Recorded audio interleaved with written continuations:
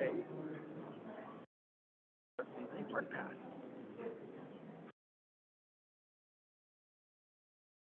Not even close.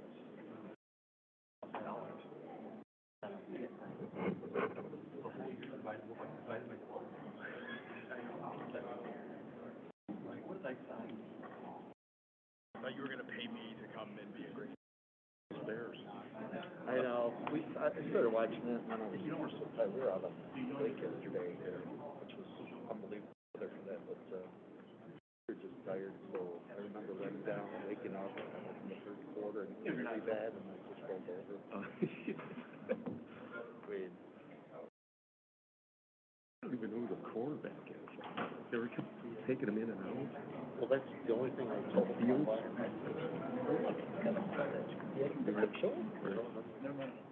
Yeah, that was funny.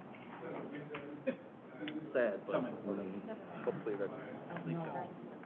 it only gets better from there. Yeah.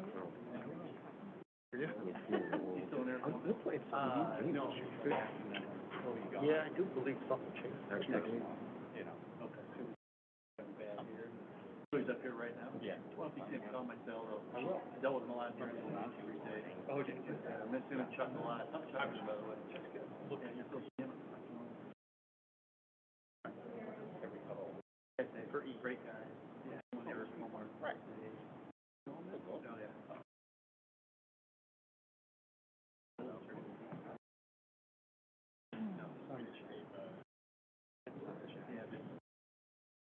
Shows how old I am. So yeah, no, I'm on. I did that. I know. So glad for him. I know you do. No, I'm just trying to get everybody kind of starting to. Oh no, Fred. Yeah. Okay, cool. Don't have any. That's fair.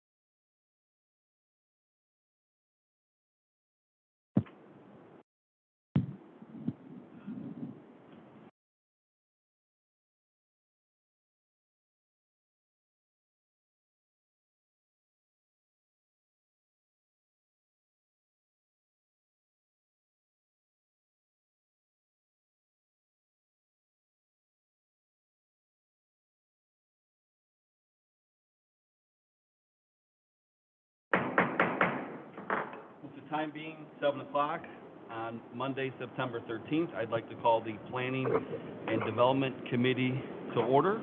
Can I please have a roll call? Sokaitis. Here. Bala. Here. Hayleitner. Bongard. Here. Bancroft. Lencioni. Yes. Petrella. Here. Warbaugh. Here. Bessner. Here. Weber. Present. We have a quorum. Thank you very much. Item 3, we have an omnibus vote for 4A and 4B. Can I please have a motion and a second to approve those two? So, second. Oh, never mind. So moved by Mr. Warbaugh, seconded by Lencioni. All those in favor say aye. Aye. Aye. All those opposed say nay. The ayes have it. Thank you very much. Moving along to item C, we have a consideration of request to amend the natural area easement at 918 Fox Glen Drive. Go ahead, Russell. Yes, good evening. Jay and Maria Reading of 918 Fox Glen Drive are requesting approval from the city to modify the natural area easement in their rear yard. Woods of Fox Glen subdivision includes natural area easements within rear yards of the lots, and within these easement areas, No vegetation removals allowed and no structures of any kind are permitted without city approval. The owners are requesting to reduce the easement by 45 feet in order to expand the usable area of the rear yard for the purpose of replacing an existing deck and installing a pool. Historically, the city has allowed for limited reduction of natural area easements based on unique circumstances specific to the lot, including whether any quality vegetation was present in the easement. In this case, other nearby lots, in particular the neighbors to the west, were developed with pools and patios deeper into the lots, and the city reduced the natural area easement of the neighboring lot, 910 Fox Glen Drive, in 1998. Based on this comparison with nearby lots, staff believes the easement reduction request is reasonable. Alternately, the easement reduction could be scaled back to just the area of the proposed deck and pool, which would preserve additional trees but limit the extent of usable yard area that the owners are seeking. So once the committee provides a recommendation, the owner will need to obtain written approval from the Woods of Fox Glen Homeowners Association and provide a plat of easement vacation prior to city council action. And I believe the owner, Mr. Reading, is present. Great. I'd like to open up to discussion. Go ahead, Mr. Sulkatis. Thank you. I don't have a problem with this, except for the fact that you like to plant saplings. You said in your, in your letter to us, you said that you would plant saplings in this place. Well, we have to remove one tree. I know. Well, I'd like to see at least. Sorry, Mr. Reading, can you come forward to the microphone? Sure. Thank you. And then, state your name and your address, please. My name is Jay Reading, and I live at 918 Fox Glen Drive. Yes, there's 20 trees that are greater than 4 inches in diameter that we'd have to remove. There's literally, as you can see from the picture there, there's over 100 going back. I understand. It might even be hard to put any other trees in there because of the canopy and the way it prevents it from growing. We have many old growth trees back there. And that does concern me. We're taking down old growth. What's that? It does concern me that we're taking down old growth. No, these are actually, I have a picture there. It's actually new growth. It's new growth from the old growth, and it's encroaching on my deck, which has made it worse than when I moved in 20 years ago. So there was more room in the past. These trees are, since we've been there 20 years, they're roughly in a 15, 20 foot range, where we have some that are over 100 years old that are farther back. So they've kind of encroached. The only thing I would ask is that you would put at least some 3-inch diameter trees back there. We'd be glad to do that. That's the only thing I would request. Yeah. 3 or 4 inches, whatever staff determines is appropriate for that area. Yeah, I think it would be important to have an arborist go back and look where we could put them and get them to grow, because it is, as you can see from the picture there, it's quite dense. Right. But we'll try and replace. That's the only thing I ask is that. Okay, thank you, Some Ron. type of mature tree. Yes, thank you. Any other questions? Go ahead, Mr. Wilson. Yeah, I just want to echo Alderman Sulkatis' comments, and that would be great if you could do that as well. Great. Yeah, we'll replace where there's room to do it. Perfect. Thank you. Go ahead, Mr. Bessner. Are you expecting then the HOA to approve it if the city does amend it? I think they will, but you know, they need to see the architectural plans and drawings, which I have some. It'll be really important. As you can see, the house next door, it's going to need to be. We won't have any problem with the next door neighbor, but they'll want to have it be done very nicely, and we'll meet all the CC&Rs for that. And then, Russ, if we do approve this change and the HOA doesn't approve it, what happens? Does it sit in limbo, or do we just approve it for somebody else to use down the road? Sure. So we wouldn't bring this item back to City Council unless we had a recommendation from the HOA. If there was some disagreement and the HOA was requesting something different, then we could bring that back to the committee for discussion. Thank you. Any more questions? Go ahead, Mr. Petrilla.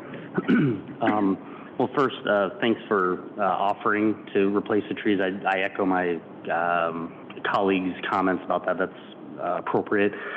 In terms of enforcement, though, Russ, like how would our arborist go out, or would he have to hire a separate one, or how would we confirm that that's occurring? Yeah, typically the property owner will hire an arborist and provide a report to the city.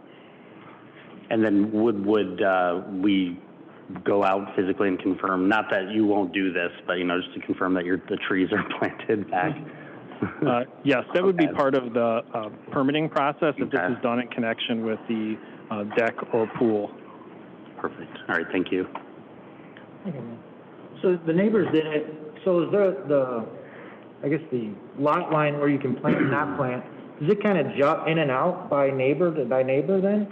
And are we just kind of evening out the back area? Yes, the lot directly to the west, 910 Fox Glen Drive, when the subdivision was originally platted, it was a straight line, but there was a modification to that easement line to extend it back, so it does jog back out further into the rear yards. So basically, if we did this one, it would be more uniform again, you're just moving them all Correct. uniform? Okay, thank you. Any more questions? No? Can I have a, Motion to approve. motion and a second? Motion by Mr. Lencioni, seconded by, Bongard. Let's have a roll call vote on this. Lencioni, Yes. Petrella, Yes. Wirball, Yes. Bessner, Yes. Sikalis, Sokaitis, Yes. Bala, Yes. Bongard. Yes. Great, motion carries. Thank you very much. Thank you. Do I need to get a plat redrawn with that distance now for the homeowners association? Is that the correct order? Once the HOA is agreeable to it, then I would have the plat drawn. All right. Thank you very much. Appreciate it. Thank you. Okay, next up, we have a consideration of request to grant a waiver of the right of first refusal and assignment of license regarding 201 East Main Street. Yes, 201 East Main Street is the location of the Office Dining and Spirits Restaurant. Property is owned by Second and Main Partners, LLC. The owner is intending to sell the property to H&C Hospitality, LLC, and that group recently received city approval for the liquor license to operate the office. In connection with this sale, Attorney John Hoscheit, on behalf of the current owners, has requested approval of two items. The first is a waiver of right of first refusal for the sale of the outdoor dining property that's shown here on the aerial photo. This property was sold by the city to the owners in 2010 and then improved with an outdoor patio. And this right of first refusal agreement remains on the property through 2025.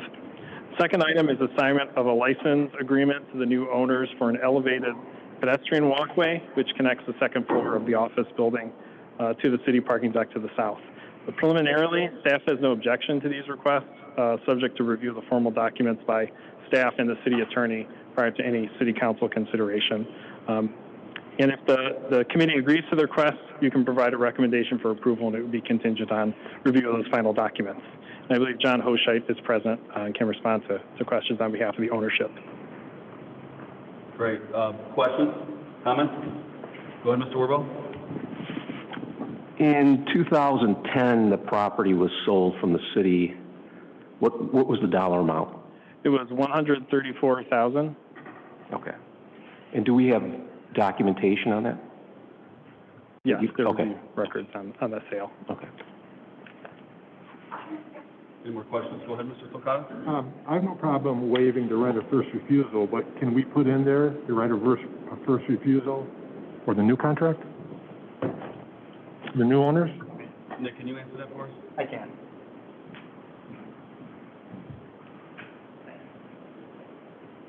Thank you. Yes, I can. The waiver of right of first refusal, I've already engaged both attorneys for the seller, Mr. Hoscheit, and for the buyer, Mr. Cook. And one of the conditions of that waiver was that the right of first refusal continues on past this transaction to its natural expiration in 2025. Thank you. That's what I wanted. So that'll remain, and as well as any assignment that may be consented to, that always remains, that if that group sells, it'd have to come back to the city too. Okay. Okay, thank you. Thank you. Great. Any more questions or comments on this? I just want to double check one thing. Nick, I think this is going to be for you. So in all this, we're just allowing, the entire agreement to continue with new owners of the property. That is functionally all that is happening. That is correct. The transfer of the real estate is encumbered by two major items, the right of first refusal. Mm-hmm. City has the right to say, no, I want to buy it back for the whatever the value is today, or not to waive it and let it continue on for another 4 years or whatever. It'll expire at that time. And then the other is the use of the walkway from the deck to the building. That'll continue in play for the new owner or the real estate also. So you just confirm both of those stay in place with the transfer of ownership? That is correct. I've gone through the documents, I've drafted them, I've revised them. Both Mr. Cook and Mr. Hochschild have agreed to all the changes. They're teed up pending your further recommendation to move forward. Perfect, thank you. So I'd be asking for a motion to approve with the contingency that staff needs to review final documents. Move approval with staff review of final documents. Second by Lencioni, seconded by Wirball. Oh, I'm sorry, Petrilla. Roll call vote, please. Yes. Yes. Yes. Yes. Yes. Yes. Yes. Motion carries. It has been approved. Thank you very much. Next, we have the discussion regarding extension of the temporary outdoor dining program. Yes, in response to the COVID-19 pandemic and the state-imposed restrictions on indoor dining, the city created a temporary outdoor dining program to provide for expanded outdoor areas for restaurants and bars to offer services. This program allowed for suspension and relaxation of certain codes to allow expanded use of both private and public spaces for outdoor dining. This program was approved by ordinance and was last extended to December 31st, 2021, in part to allow for businesses to recover from months of reduced operations and income during the pandemic. Additionally, the City Council approved street closures for First Street and Walnut Avenue in connection with the expanded outdoor dining, and those closures will end at the beginning of the winter. So this request for extension, staff was recently contacted by Alter Brewing regarding the interest to continue their expanded outdoor dining area on the First Street East Plaza through the winter season with use of globe enclosures. And so at this time, it's not known what pandemic mitigations might be in place after December 31st. But in response to the request, similar to last year, the City Council could choose to extend the program through the winter season. Staff recommends not extending the program beyond the start of the normal sidewalk cafe permit season, which is April 15th. But going forward, with respect to the First Street Plaza area, that will require further discussion regarding the long-term use and function of the plaza, as that space was designed and constructed for public use. Additionally, some consideration may need to be given to the First Street Plaza expansion project if Phase 2 begins construction. That could start in 2022 as well. So the options that are being put forward, one option is no changes to the program and continue to have the temporary outdoor program end on December 31st. And the alternate option is to extend it through the winter season. We've suggested that the date not be extended beyond April 15th. Great. Questions, comments? Go ahead, Mr. Wirball. I think we should extend the program to April 15th, so we're not rushing through the process and kind of figure out the details along the way, but that's just my opinion on that. Go ahead, Ryan. I agree with that. Just, you brought up the idea or the question around construction. Do we have any idea how that might impact the outdoor dining and that, what we currently have going on now? No, we don't know necessarily, but it will affect all of the area that's along First Street and the area that's in the East Plaza. So it will affect a number of the restaurants that have existing setups in their current configuration. Okay. Go ahead, Mr. Sokatis.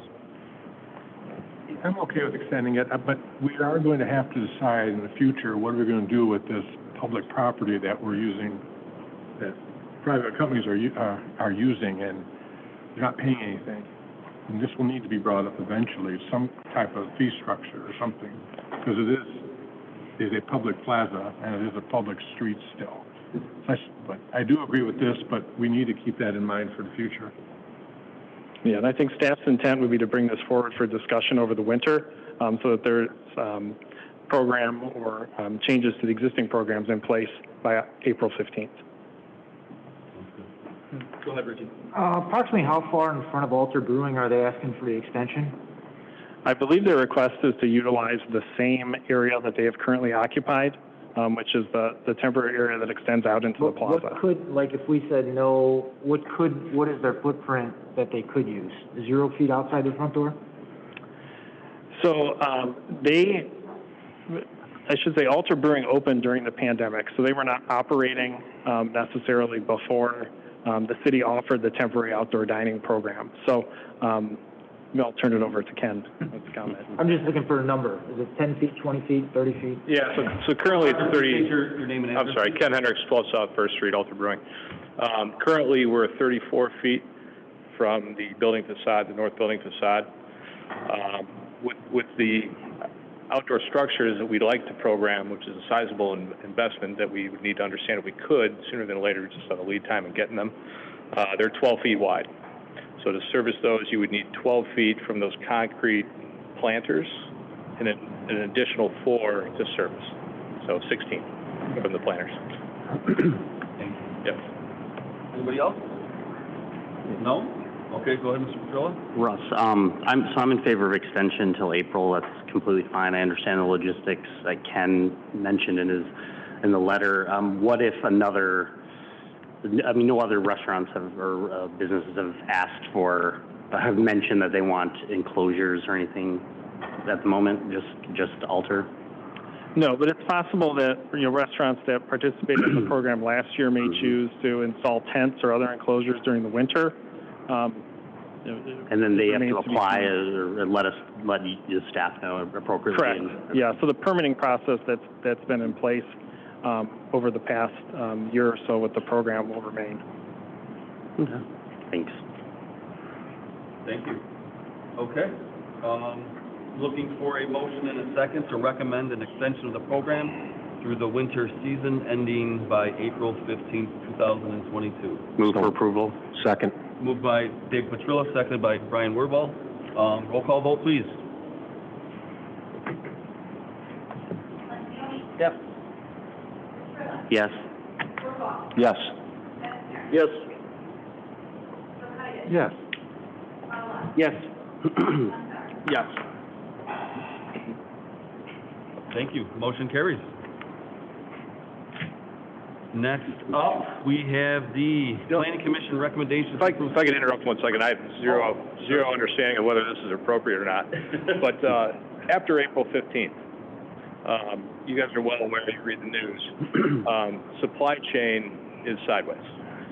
So any upgrades that we would think to do for next summer are really going to have to be planned, programmed, ordered in that December, January timeframe in order to be effective, come April 15th or May. So whether it's discussion or tabled for another time, how do we think about after April 15th?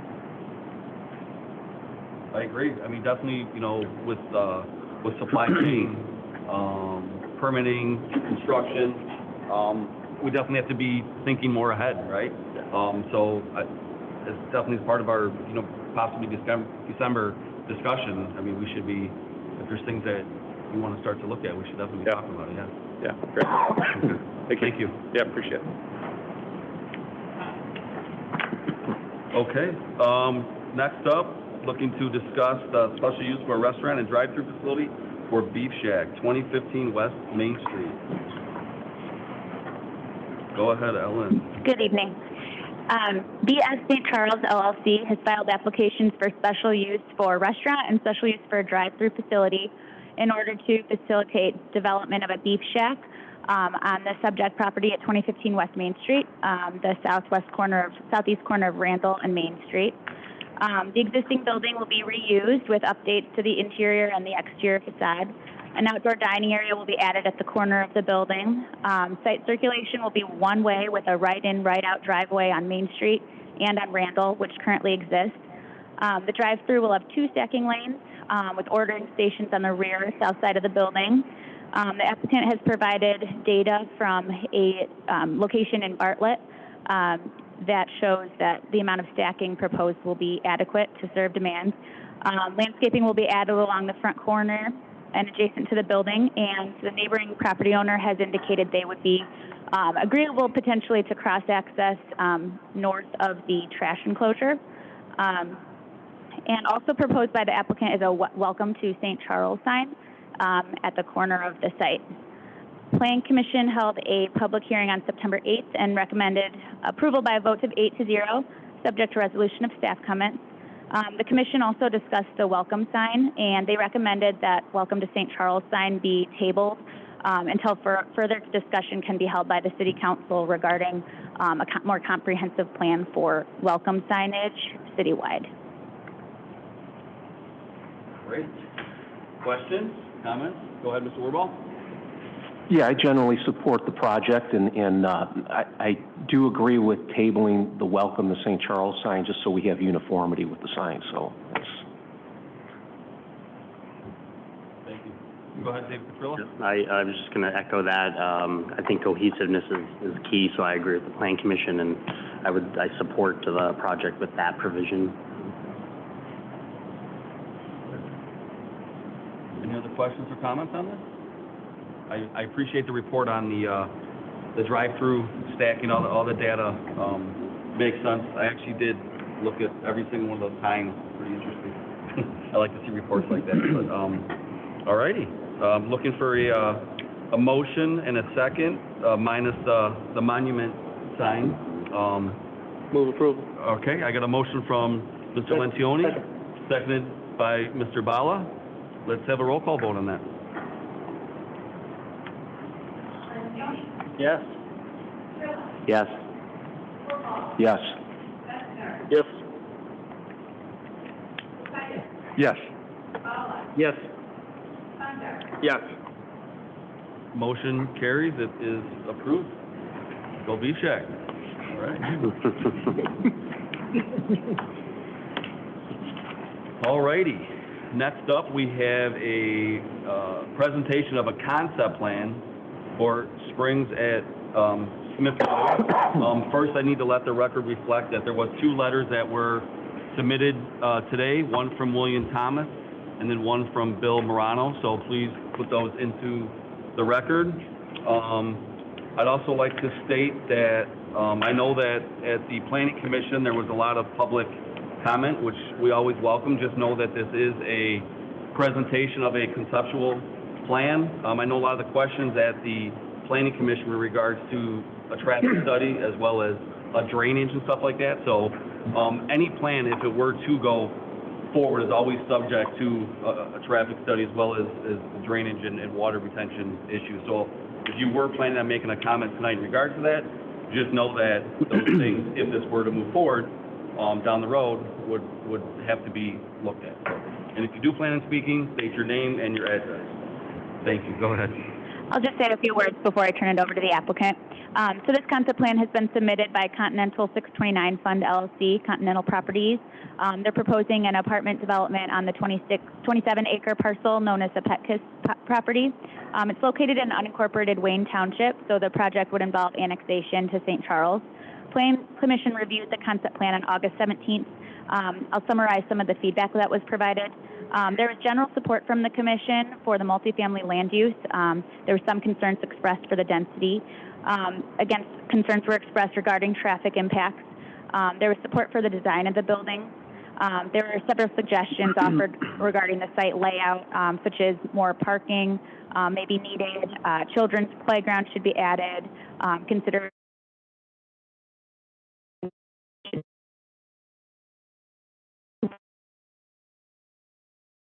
Frederick Hood from Continental Properties, and he will come. Thank you.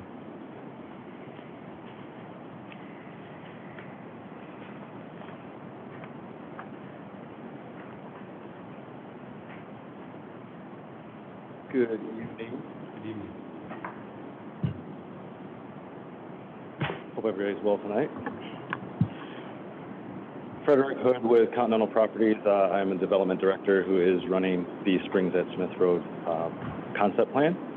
And I will just go through the application presentation and then open it up for any questions that you all may have. I know that there's been a lot of discussion since we were at Planning Commission, and I'm here and welcoming any questions that you all may have, and I'll do my best. Okay, as Ellen noted, this is Springs of St. Charles. Continental Properties develops our Springs brand. It is our flagship brand that we place throughout the country. We have I think we're in about 19 to 20 states now. We're approaching 25,000 homes as we've been developing since the late 80s. Our Springs development is this two-story garden-style apartment community. Each of our buildings has, in this case, tuck-under parking. We are proposing 340 units with a mixture of 1, 2, and 3 bedroom homes. We also will have detached parking and ample surface parking. As you heard Ellen speak about the additional parking that the Planning Commission asked us to take a look at, we are still taking a look at the concept plan. We just wanted to make sure that we had all of your comments before we made fulsome changes to that. So be aware that once we do have this conversation and that we get into the design of the actual project, some things will move around for the better. Also included in the community plan is a clubhouse with a fitness center and a pool. That on-site management is one of the things that we do best. So we have our own operations staff that is on each one of our properties. We have no third-party management for any of our services that are provided on Springs properties. Additional community amenities are 2 pet playgrounds. Currently, we are considering that additional playground for children. There is a car washing station. That car washing station, it does not include any blowers or mechanical items that would create noise. It is typically basically a hose that's linked up to a hose bib with a boom that you can just rinse your car off. Inside of that car care center is also a pet care center, which is a large sink that you can place your pet in and wash them off after they've had some fun in our pet playgrounds. Also of note is our valet trash removal. Each of our properties has valet trash. Depending on the schedule of Waste Management picking up the trash, there will be certain days where you leave your trash out. Our staff will come by, pick that trash up, and deposit it into our community compactors and or recycling dumpsters. Just a little bit more on the clubhouse and some of the other community amenities. The clubhouse is about 4,600 square feet, has a large multi-purpose meeting space. I actually just came from the one that's over in our South Elgin property, preparing for this meeting. There's also a pool, a sun deck, and a grill area that are typically near the clubhouse. The grill areas, are always by the clubhouse. We do have some instances where we have off-clubhouse site grilling areas. There's also 24-hour access to our fitness center. It is managed by a key fob system. As I mentioned, the pet playgrounds, there are 2 in this instance currently, the car care center and the pet spa. Just looking at our development portfolio right now, 80 communities that have been developed. We've got 20 under construction right now and another 22 that are in planning or in development currently. The most recent one that we have done in the Chicagoland area is Springs at Lily Cache Creek. It is in Bolingbrook. That one broke ground in late May, and is scheduled for completion by the end of 2023. Let's see here. There's a few other images here of some of the properties that we have developed to date. And I apologize, Ellen, I should have provided you an updated version. Some of our images are missing for some reason, but you'll get an idea of what our pool areas look like, what our 2-story buildings will look like. This one in the upper left-hand corner, you can see this is one of our B20s. It is a building that has that tuck-under parking. It will be featured if we are successful here at the Springs of St. Charles, Smith Road, sorry. Another angle of our buildings, just a different color scheme. Depending on where we are in the country, we make sure to pay attention to the design guidelines of the specific municipality and make sure that we have a color scheme that fits into the community that we are going into. You'll also see at the bottom is a image of our Springs at Oswego Clubhouse. This one is a slightly smaller version of the clubhouse that we're proposing here. But generally, the facade, the tower, the materials, the flagpoles are all reminiscent of our typical Springs clubhouse. On to the actual site itself. As Ellen mentioned, we're on about 26, 27 acres that is owned by Mr. Petkus. It's currently zoned as R4 and unincorporated DuPage County. Next to us, excuse me, the Brooktoria Estates, as you may all be aware of, is currently under construction with 21 units there. To our north is Cornerstone Lakes. To our south and west is the insurance program office building, and then the vacant parcel to the direct west we are understanding as being developed eventually as single-family residential subdivision. Smith Road is to our south, creating that final boundary of our property. This is the proposed site plan that the Plan Commission saw last month. Again, it has not been altered. Wanted to make sure that we received all comments before we started playing with the site plan to improve it. You will see featured here 17 buildings.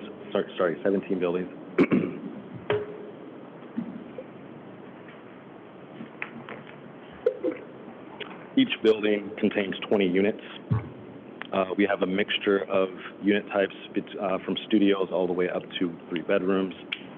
We try to keep a 10-40-40-10 mix for each of our communities, and that means we try to do 10% studios, 40% 1 bedrooms, 2 bedrooms, and 10% for our 3 bedrooms.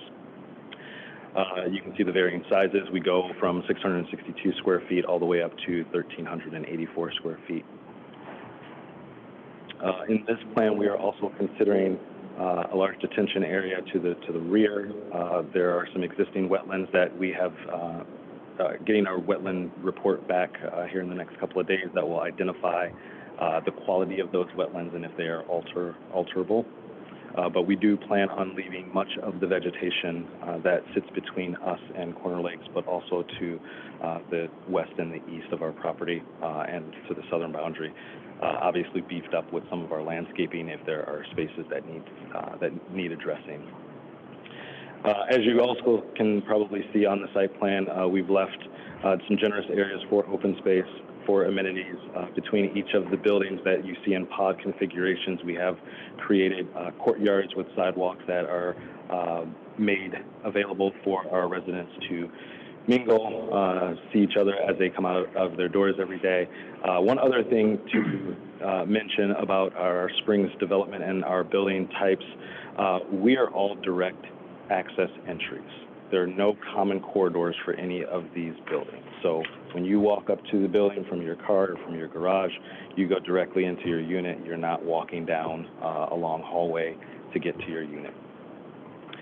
As you all can also see, you can see my cursor here, we have several detached parking garages that we have provided in this site plan to make sure that there is the ability for residents who do not have direct access to a garage in each one of these buildings that they would be able to rent a space in a detached garage. So if you can see here, my cursor, this is a 12-unit garage, 12-bay garage, so that would be 12.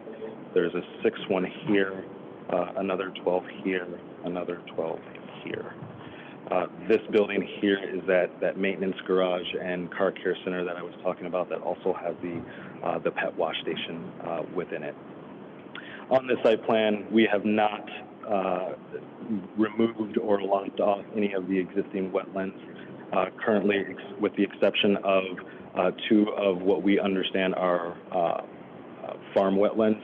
We are, again, taking a look at the wetland study that will be coming back in the next couple of days to make some final decisions on what this layout will look like, but we did hear loud and clear from the Plan Commission that we should take a look at our layout to make sure that it is much more cohesive and providing a little bit more open space and connectivity. So we will be doing that. This is just a black and white version of that plan that you just saw. We also have our parking information, our unit information mix on here, what the site amenities are. Currently, we are parked at a rate of 1.54. I can tell you that when we did go back, we were able to squeeze out some more parking. That was a huge concern that we heard. So when that next plan comes before you all and before the Plan Commission, we have tried and I believe successfully addressed our parking and snow storage issue, but more to come on that issue. Giving you an idea of what the elevations may look like. This is the clubhouse. It is our largest clubhouse that we offer. Again, at 4,600 square feet. This is the front at the top elevation, and then the rear at the bottom elevation. We try and use very hardy, but also very great-looking finishes on each of our buildings. On this one, you'll see a wood-like paneling type with also our typical cementitious fiberboard that is that white color that you see. And then again, we make sure that we design the color scheme for each of our properties depending upon where it is going. These are the side elevations. To the rear, where you see these large garage doors and windows that are coming out of the clerestory, this is our pool area. So in the warmer months, these doors will open up.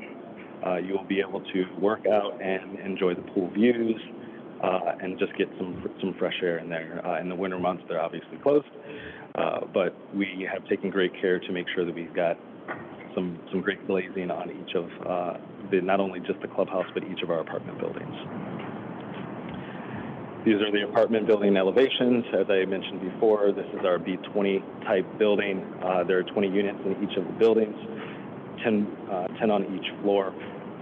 The first and second floor units have access to garages. If you look down here in plan view, you can see, for instance, this unit here, you would enter and you would go up the stairs.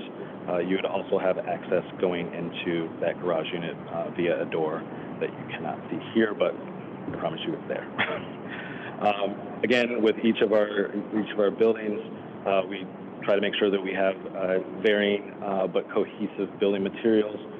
Again, you'll see in this case we have stone and we have cementitious fiberboard.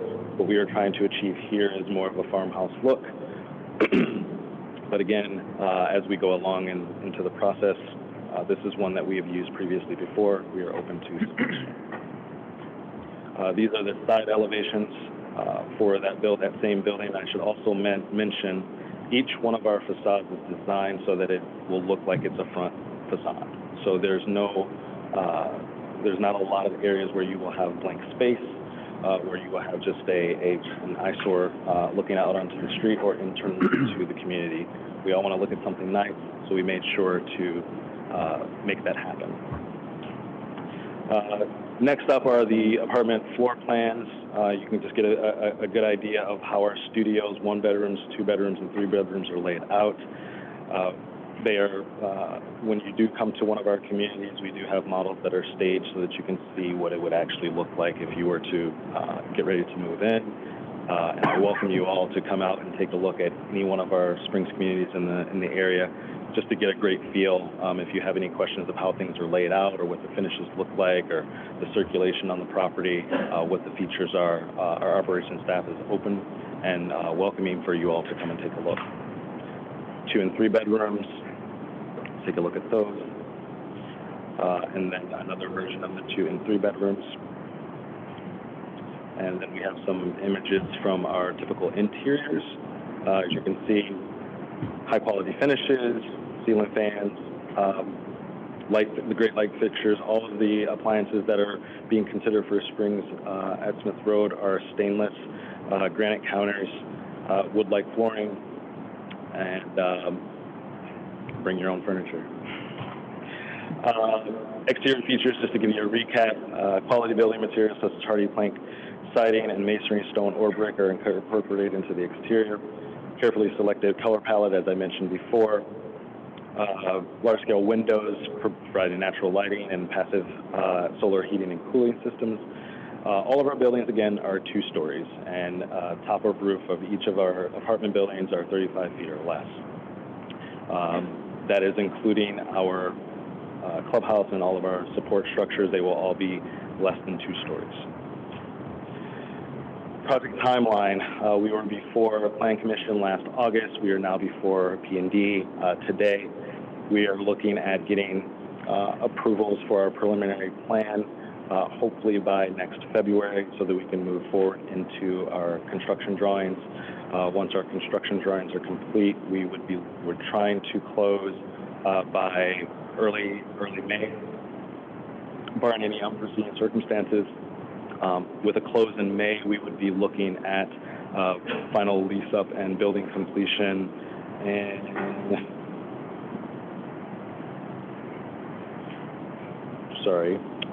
June of 2024. So our next steps, let me go back just a second. Our next steps would be to submit, we're a little bit too close to September 24th now, so I need to update our schedule. But basically, everything that you see here will be a month off of that. So we would be planning to submit early October. That would we would try and condense all of our reviews that would be needed to get us into staff approval, and then Plan Commission and committee and P&D and City Council approval by February of 2022. With that approval being granted in February of 2022, we would then be looking to turn right back around and provide all of our civil and building plans, so that we would be able to run our civil and our building concurrently, getting all of our approvals by March, and then looking at approved architecture and civil plans by May, groundbreaking soon thereafter.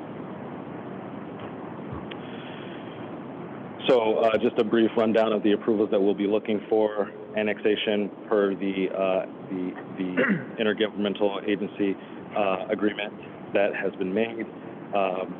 The annexation will put this property into the city of St. Charles. We'd also be looking for PUD zoning with special exceptions for the multifamily use. And also we would be putting together all of our development standards within that PUD that would be consistent with the site plan that you all approve eventually. And then a map amendment to go along with those zoning amendments, that PUD zoning amendment. Just a quick summary, Springs is a Class A garden-style multifamily community.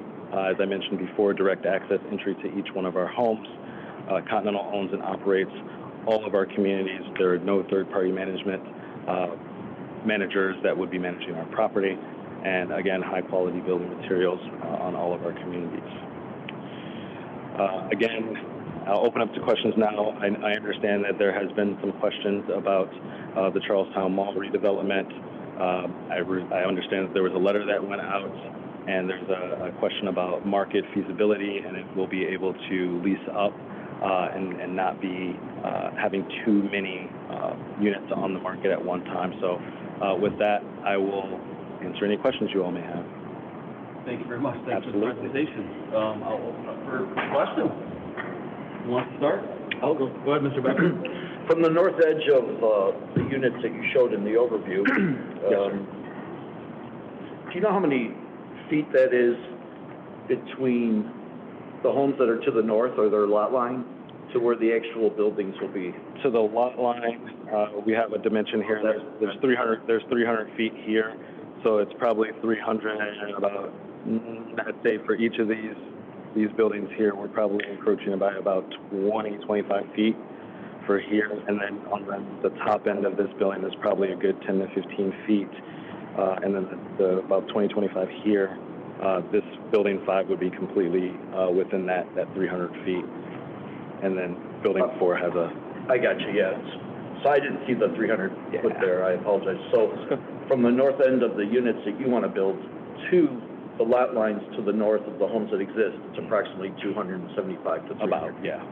Okay, I like that. I like the fact, because the way this layout is currently, and I know there'll probably be some discussion on density and all that, the two-story units, I don't want to say they're internally almost buffered completely all the way around, so that's appreciative. And then the dog parks, you said there's 2 of them, correct? Yes. Where are those approximately? Because I didn't see the marker for them. So currently there's one here. There it is on the bottom, got it. Right there, and then the second one is currently right here up against this wooded area. And then do you expect any, either from past experience or just the way this is laid out, any kind of noise issue? No. Internally or for the You mean from the pet playground? Yes.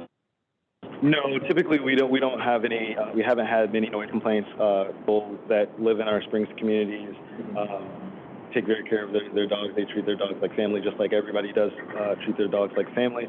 But we also have when someone comes and wants to bring their dog to a Springs development, there are certain types of pets that we will not allow, certain aggressive breeds.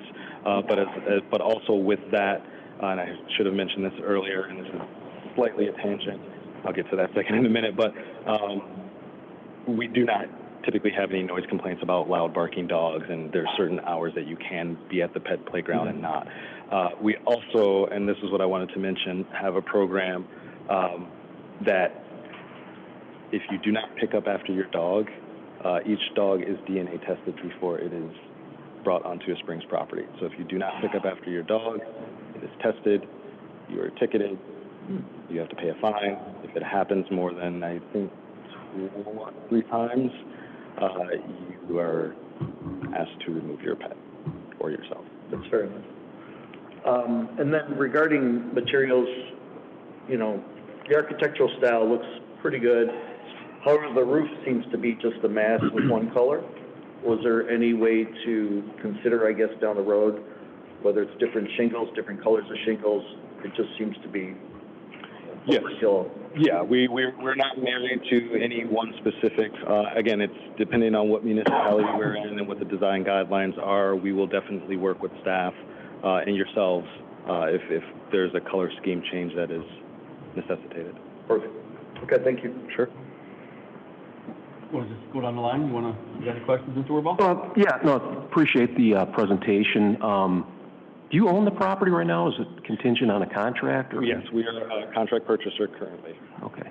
I kind of had a different concept for that property, and it's based off the 2013 comprehensive plan, which is basically townhouses. I think DuPage County also has it zoned for single family. So that's kind of what I was thinking for that property. I think it would be less dense over there. I think it would be less traffic issues.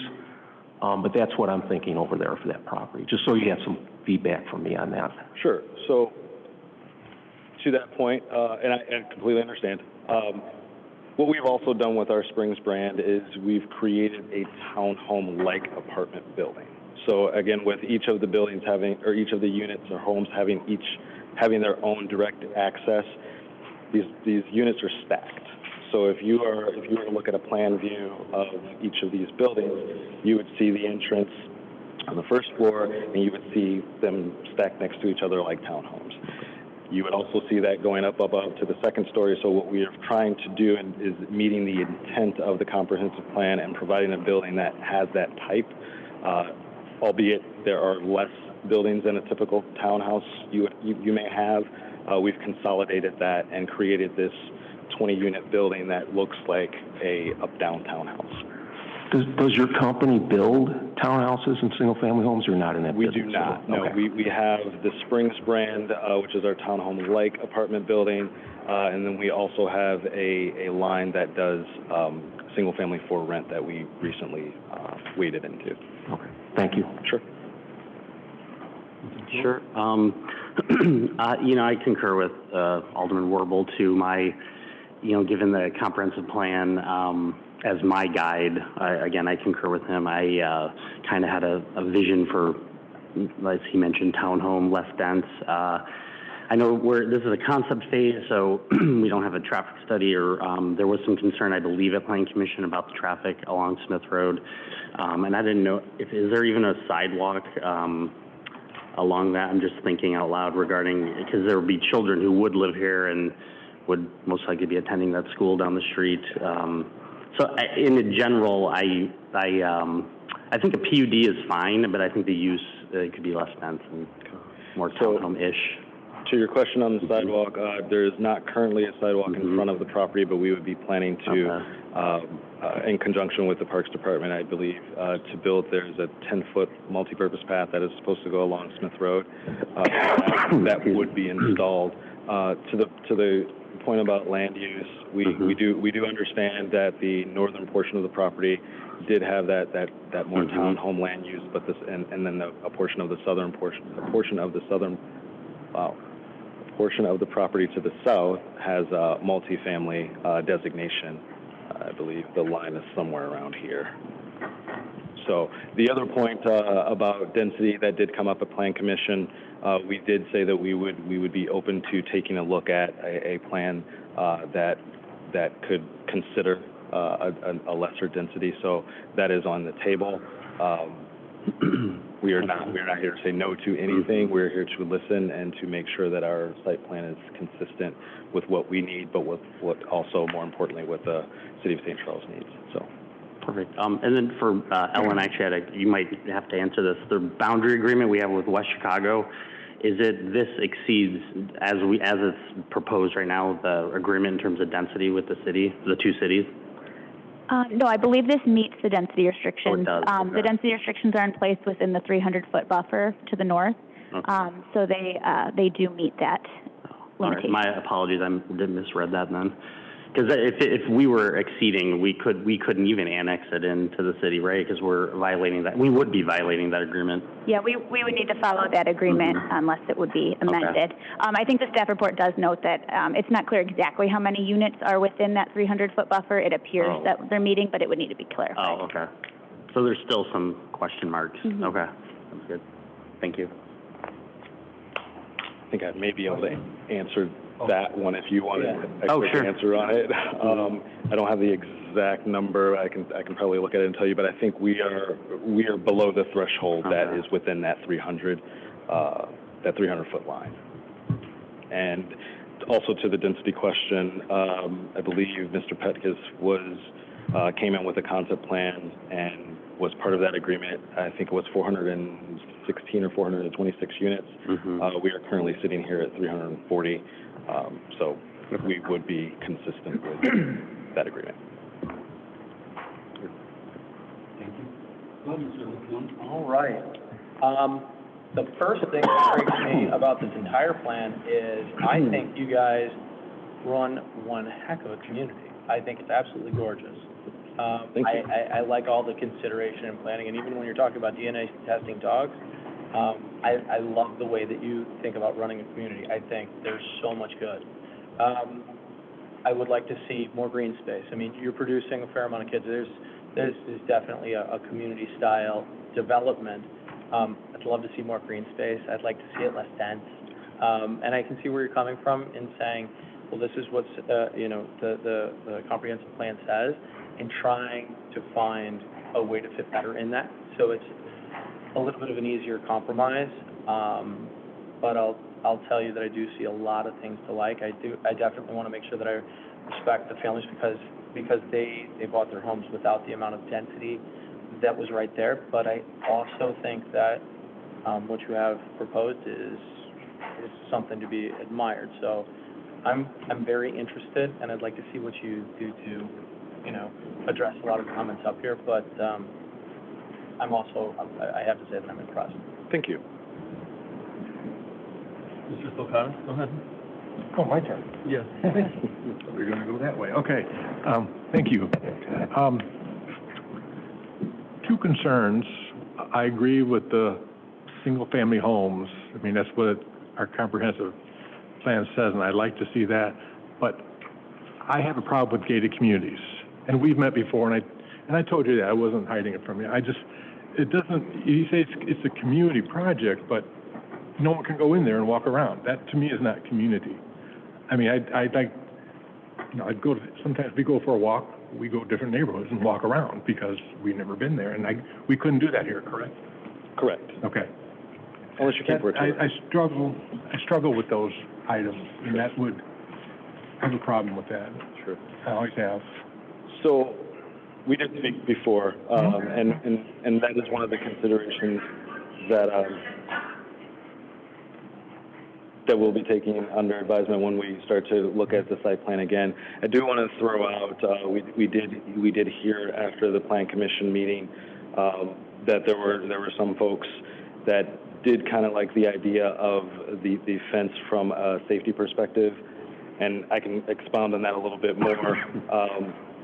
With the concern about Smith Road being a heavily trafficked road with the speed that is posted currently right now, we're open to taking a look at the gates and the fences, but, you know, I don't want to be morbid on a road that is like Smith Road. If there happened to be, you know, an accident, a fence may not completely stop a car coming through it. However, it does create some sort of protection that wouldn't be there with just maybe landscaping. So we're going to take a look at that. We can be flexible on the placement of the fence, whether the fence needs to be there at all. We can buffer it. We can take a look at whether we would like gates or not. But again, this is the site plan that we brought before yourself and from Planning Commission, and it's something that we will be taking a look at moving forward. And one more thing, I guess. Yeah. You only have one actual entrance, correct? You have an emergency exit, correct? Correct. So this plan anticipates one main access and then the other one is here, and then farther up. we were looking at an emergency access point here. That always, and we've had this discussion. And I've said this before in other concepts, I always like to have two entrances. I mean, general, not restricted access. I just think that's easier for traffic flow, and in case something should happen to your one exit, not saying you would, but you could create problems. So, and Understood. That's all I have right now. Thank you. Understood. Thank you. Mr. Butler? I'm going to echo what most of my colleagues said tonight. The two entrances too makes if something goes wrong at that first entrance, no one can get in or out. You know, if the gate breaks, or if there's not even a gate, but if the access is off for a day, you're stuck in there. And then the green space issue, I think, is a huge one. Playgrounds for kids, you're going to probably have a bunch of kids in there. There's not a whole lot of space. I love the dog idea, but there needs to be some playground space in there for kids. And the density, which all kind of flows together. Take one out, put one in. So, that's all I have. Go ahead, Mr. Munker. Can you talk a little bit about the target market? Sure. So it's a three-pronged market approach it's a three-pronged approach for our demographics. So we look at young professionals who, you know, getting their first job or in their first couple of years of their career, and they want somewhere nice to live that has that sense of community, but not necessarily go ahead and buy a single-family house yet.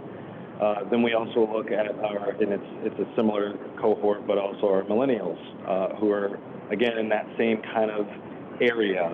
So the young adults, I'm thinking folks that are, you know, up to, you know, 25 to 30 range, and then we look at our empty nesters. So the folks that like to, or that are looking to downsize, and then maybe just have a lock and leave apartment that is more of a townhouse style. They don't want to have the large 3-bedroom house anymore. Their kids have gone off to college or they've gotten married and it's maintenance. So they want to come to a community where they feel safe, where they have that sense of community, where there are some great finishes, and where there is not a lot of maintenance for them to do. Each three of those cohorts we have had great success with our communities. I will say, looking at the redevelopment plan for the mall, it seemed like empty nesters were a little left out of that with their apartments, not necessarily their townhomes. So we want to work with St. Charles. We want to work with any other developer that's coming in next to us and make sure that we're providing a cohesive land use plan. And we think that this product, with the existing land use that is prescribed by your comprehensive plan, with some massaging, could be that. Which sounds great. And from last time we met, just getting an idea of, we're talking about what the comprehensive plan has and gated community and, dog parks. You talk about, individuals that have empty nests, but I don't hear necessarily a development that's targeting young families with kids and gated communities, getting kind of a picture of, just as we start to go down potentially this road realistically of, of what the target market is, 20, 25, 30, what realistically you guys are targeting.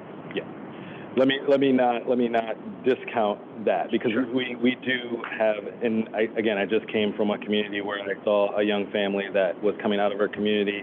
I'm not sure exactly what unit they rented, but typically they would rent our 2 and 3 bedroom units, which is why we do have that 10-20, or I'm sorry, that 10-40-40-10 mix for specifically those families. We are not saying that we do not want young families. We just understand that they are not our largest market. They can and have great ability to come to a Springs development. It's part of the reason why we do have the gates. It's part of the reason that we do look at in some of the markets that have more younger families to convert some of those pet playgrounds into actual children's playgrounds. One of my colleagues with me, he's done a couple of developments in the Arizona area where we have done exactly that. We've taken a pet playground and we've turned it into a children's playground because the market necessitated it. So we are completely open to being family-centric. It's owned by a family company, or it's a family-owned company. So we are not saying that we do not want young families to come and live in our communities. Yeah, and I don't think that you are. I think actually kind of going the other way. I mean, if you get an idea of what this concept plan looks like with a gated community, with, the amenities that are in there, which, you guys are the experts. You guys know what, the market's looking for right now. This looks like it's targeting a particular group of people, which, you guys wouldn't be approaching us if you didn't think it was viable. Correct. And to that, and to extend that point, it's also the unit types that we have. If you never want to leave a Springs, you can always graduate up. You start off at a studio, you're single, you find, the love of your life, you move into a 1 or 2 bedroom, you decide to have a family, you upgrade into a 2 or 3 bedroom. The possibilities are endless. So we have something for everyone. So, stole my phone. Go ahead, yeah. So you mentioned Charlestown Mall, right? And this part of town is a popular place when we talk about future development. So you laid out a really nice time frame of where you guys are going. I'm just curious, as we look at the direction of where we want to go and how all these projects fit together, just curious, how much leeway you guys have in terms of delaying your time frame as we try and get things squared out and being respectful of, competitive balance and market and all that. But you're talking about 3 significant, residential developments in kind of the same spot. Your feedback, what type of feedback you're looking for from us? So we're ready to go. If you all gave me approval today, I would have my engineers pumping out plans, our architects pumping out plans. We are super serious about our timelines. We execute. That is one of the things that we do the best. So we're under contract right now, getting through the process. We put a shovel in the ground the day after we close. There's no delay. And to the concern, looking at the market data with supply and demand, we think that we both can be there, or all 3 of us can be there. The market will allow, based on the numbers that we've looked at from Axio and RealPage and all of the other the market research firms and softwares that we use to dictate where we're going to be, there is significant room for all three developments to happen. We would hope to be the first. We would be building, as I said, May of next year. It would take us about 18 months to build up our community. During that 18 months, every time that we turn a building, we're leasing it up. So by the time that we get to the end of that schedule, we're done. I can't speak for Charlestown Mall on their timeline. It looks like they have a lot of demolition work that they need to do. They also have to go through a zoning and I'm not sure, maybe a comp plan process. So they have that ahead of them, and then their plan submittals, and then construction and lease up. So we would hope to be done either before them, or there would be a very short overlap of all of those units being delivered. Right now, we are seeing, as I was mentioning before, a pent-up demand for the far northwest burbs submarket that we're taking a look at. I want to say there are, in that market, give me just a second, find my note. It suggests that there's a demand for a little over 1,000 units, 1,048 units, with a supply that would be potentially coming online of about 483. So the difference in there, we could fit ourselves and them in no problem from our perspective. So we would, again, like to work with you all, work with the Charlestown Mall's redevelopers, so that we all have a seat at the table. Their development is different than ours. We are selling, and not that they're not, but we are selling a community, an only residential multifamily community. They've got a lot of pieces and parts that are moving around. They've got different building types. Yes, they have townhomes to the western portion of their property, and their garden-style apartments are, I believe, 3-story.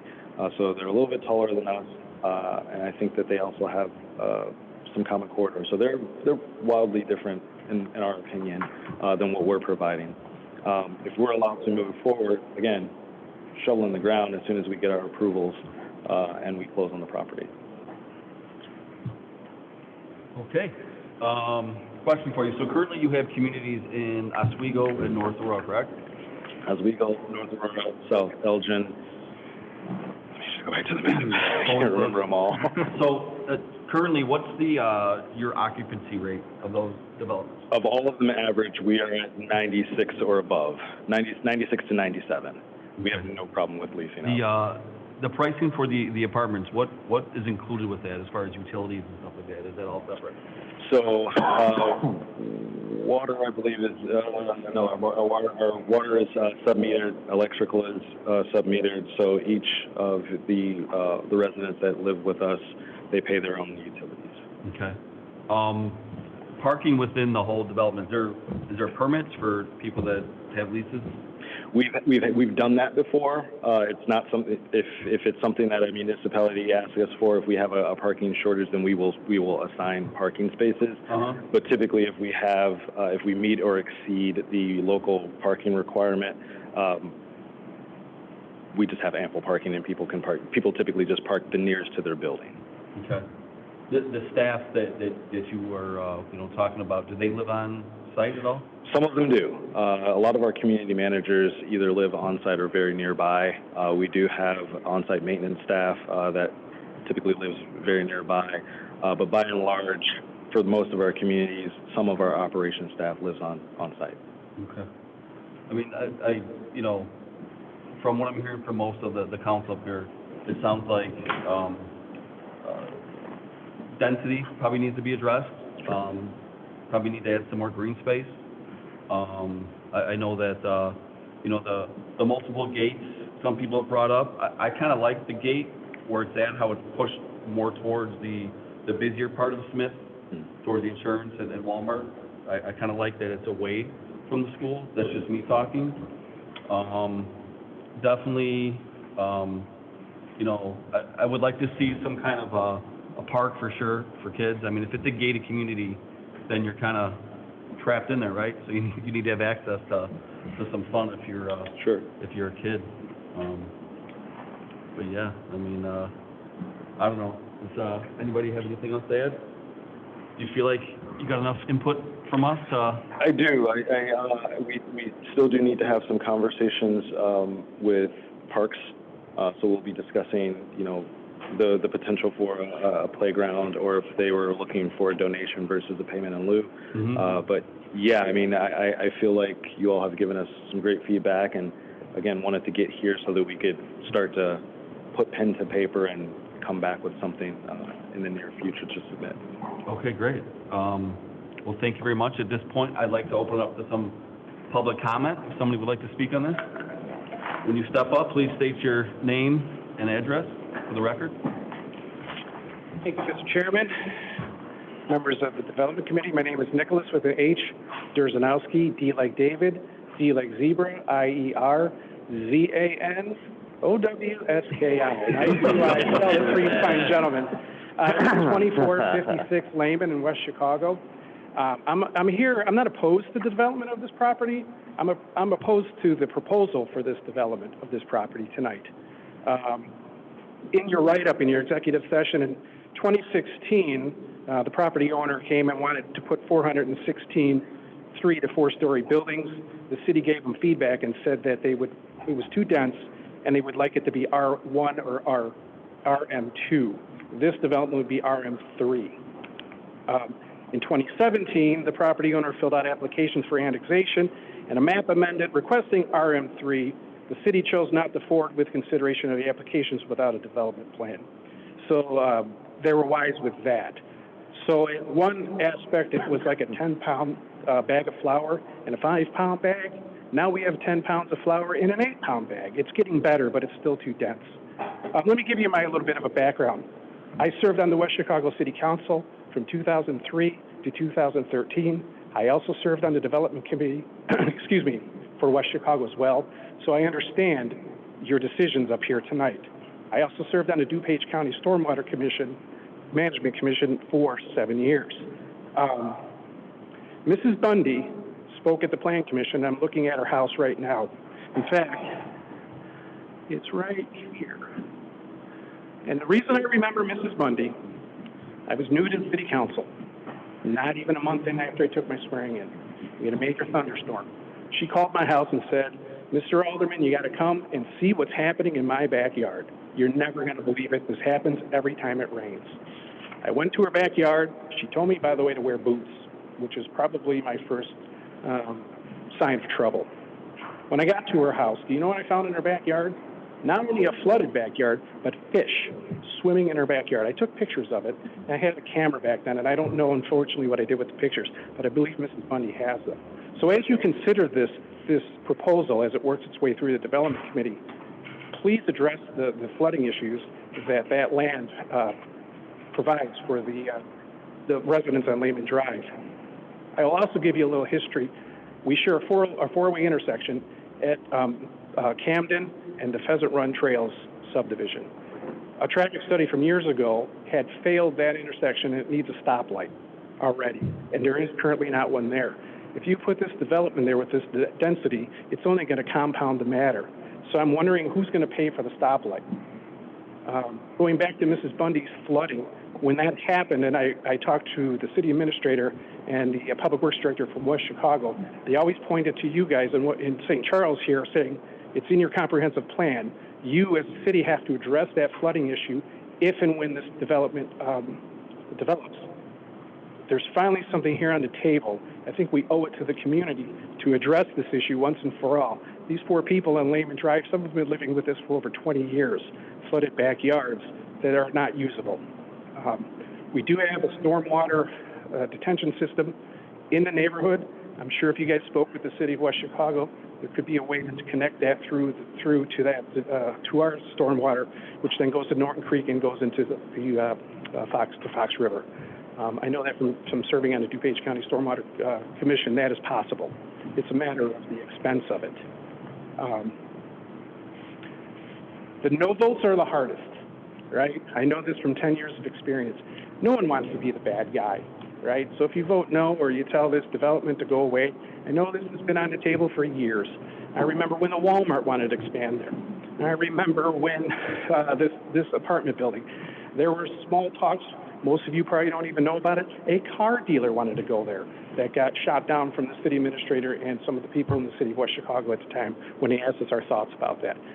So this development has been kind of crippled for a while. I understand there might be a little excitement to get something done, but I think we owe it to the residents to fit within the area of where we are. You have townhomes at the Pheasant Run Trails, you have the Kingswoods townhomes, and then you have the single-family homes at Cornerstone Lakes. This, unfortunately, while it's a very nice development, just doesn't fit in this parcel or for this area. So hopefully, as you guys work this through your development committee, you'll take these in consideration. The other thing I took out of your executive summary, the parking spaces proposed are 9 feet wide. Your city ordinance wants them 9.5 feet wide. So if you factor that in and held them to the standard that you as a city have, it would probably knock a couple buildings out when it's all said and done. One other item in closing, on page 4 of your executive summary, under C, comprehensive plan, that is more of what should be put there. They're mostly townhouses, and there's a small sliver of apartments to the back, next to the Charlestown Mall, next to the bank. So maybe if you see fit, you can ask the developer to hold to your comprehensive plan as written and not change it for us. Thank you for your time, and good luck. Thank you. Thank you. Any more public comment? Go ahead, ma'am.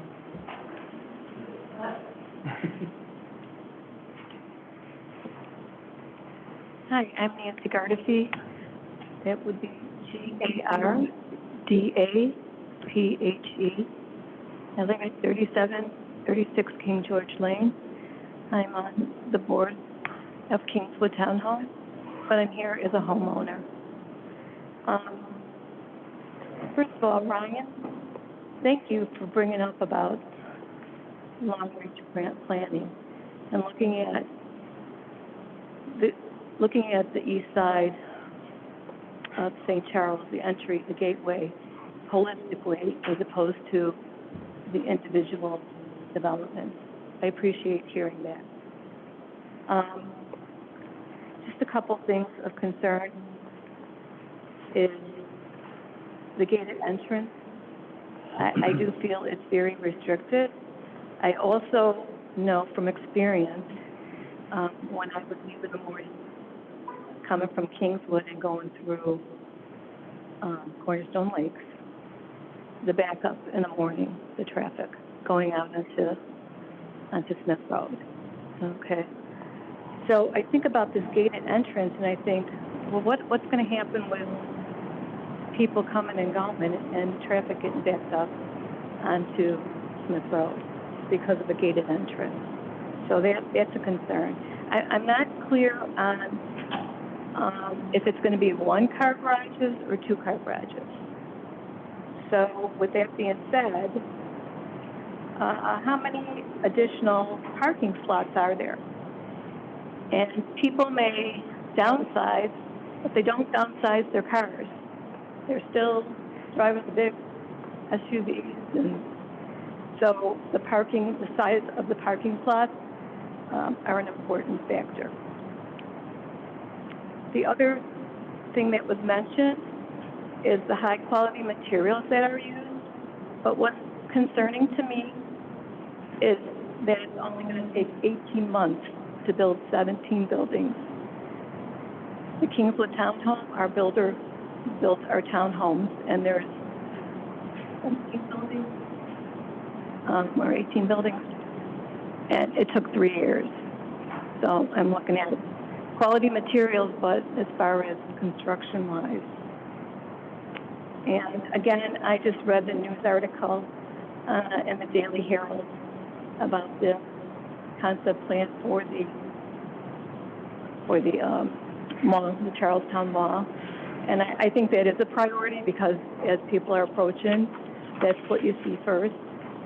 So, but what is concerning to me is you have, Springs with 340 apartments. I don't know if D.R. Horton is still potentially actively going for their development. That's 102 townhomes 62 duplexes. And then the Daily Herald states about 325 garden apartments and 208 townhomes. So that would be 1,037,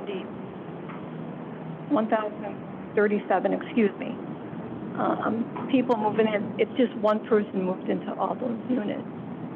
Typically, there would probably be about 2 people. So there's a lot of people coming in on the east side. And I just, you mentioned about we'll address traffic, we'll address, runoff and electrical grid and all this other stuff. But I do appreciate you guys looking at it holistically as opposed to just the individual development. Thank you very much. Thank you.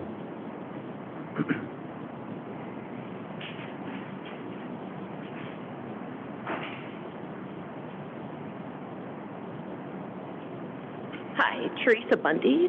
Teresa Bundy. I am the home that was discussed as far as water is an issue, along with my neighbors.